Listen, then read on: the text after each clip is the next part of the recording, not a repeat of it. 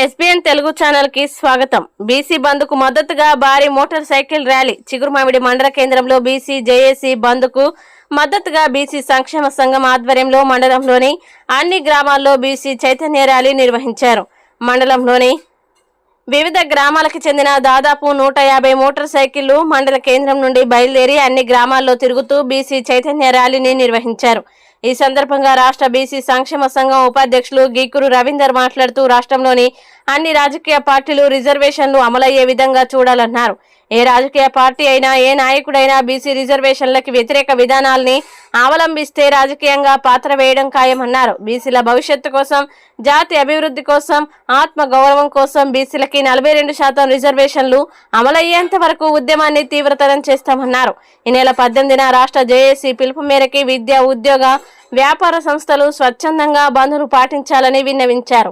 ఈ కార్యక్రమంలో బీసీ సంక్షేమ సంఘం మండల అధ్యక్షులు శ్రీ రామోజీ రాజ్ కుమార్, మండల వర్కింగ్ ప్రెసిడెంట్ బుర్రా శ్రీనివాస్ గౌడ్, జిల్లా ఉపాధ్యక్షులు తాళ్లపల్లి తిరుపతి గౌడ్, మండల యూత్ అధ్యక్షులు గుడిసె మల్లికార్జున్, ప్రధాన కార్యదర్శి గట్టు ప్రశాంత్, పెసరి శ్రీనివాస్, ముంజా వెంకన్న, గ్రామ శాఖ అధ్యక్షులు శిరవేణి సంపత్, బరిగల సదానందం, మూసాపూరి సంపత్, పెసరి మొగిలి, పిల్లి కొమరయ్య, కందుకూరి శ్రీనివాస్, బింగి రాజేంద్ర ప్రసాద్, గుడిసె ఓదలు, కూన తిరుపతి, దంచనోజు చంద్రశేఖర్, మండల నాయకులు మూల శ్రీనివాస్, కూరల కిషోర్, చొప్పదండి సాయి, పొన్నం రాజు, నల్గొండ దశరథం, పిట్టల రాజు తదితరులు పాల్గొన్నారు.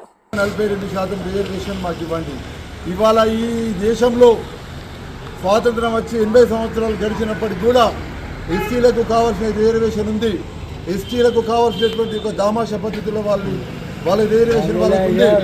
ఆఖరికి ఈడబ్ల్యూఎస్కు సంబంధించినటువంటి ఒక వాళ్ళకు కూడా ఇవాళ 8-9% ఉన్నటువంటి ఒక అగ్ర కులాలకు కూడా ఇవాళ 10% ఈడబ్ల్యూఎస్ రిజర్వేషన్ ఇస్తుంది.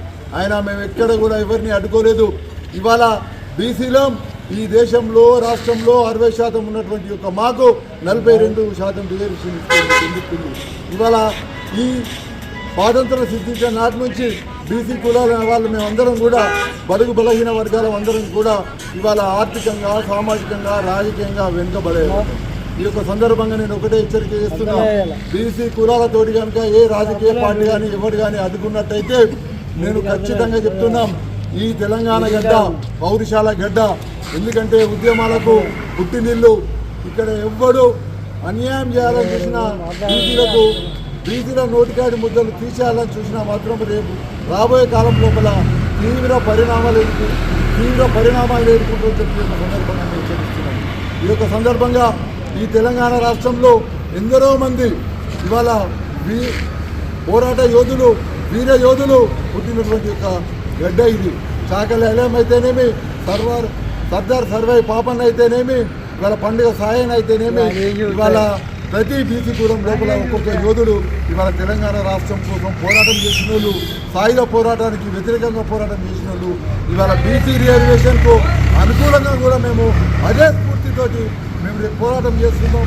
మా 42% రిజర్వేషన్ వచ్చేంత వరకు కూడా మేము ఖచ్చితంగా పోరాటం చేస్తామని చెప్పి ఈ యొక్క సందర్భంగా మనవి చేస్తున్నాం. ఈ యొక్క సందర్భంగా ఈ తెలంగాణ రాష్ట్రంలో ఉన్నటువంటి యొక్క సబ్బండ కులాలు 146 కులాలు కూడా అందరూ ఏకమై రేపు రాబోయే కాలంలో మన పిల్లల భవిష్యత్తు కోసం, మన పిల్లల అభివృద్ధి కోసం, మన బీసీ కులాల అభ్యున్నతి కోసం, జాతి ఆత్మగౌరవం కోసం అందరం ఏకతాటిపై నడిచి బీసీ రిజర్వేషన్ సాధించుకునేంత వరకు మన పోరాటాన్ని ఆగనియద్దని చెప్పి ఒక సందర్భంగా నేను మనవి చేస్తూ రేపు 18 తారీఖు బీసీ జేఏసీ పిలుపు మేరకు తెలంగాణ రాష్ట్రంలో విద్యా, వ్యాపార సంస్థలు అందరూ కూడా పూర్తి స్థాయిలో బంద్ను పాటించి రేపు రాబోయే కాలం లోపల బీసీ రిజర్వేషన్కు అనుకూలమైనటువంటి కొన్ని నినాదాలు చెప్పి ఒక సందర్భంగా నేను మనవి చేస్తున్నా. జై బీసీ, బీసీల ఐక్యత, బీసీల ఐక్యత.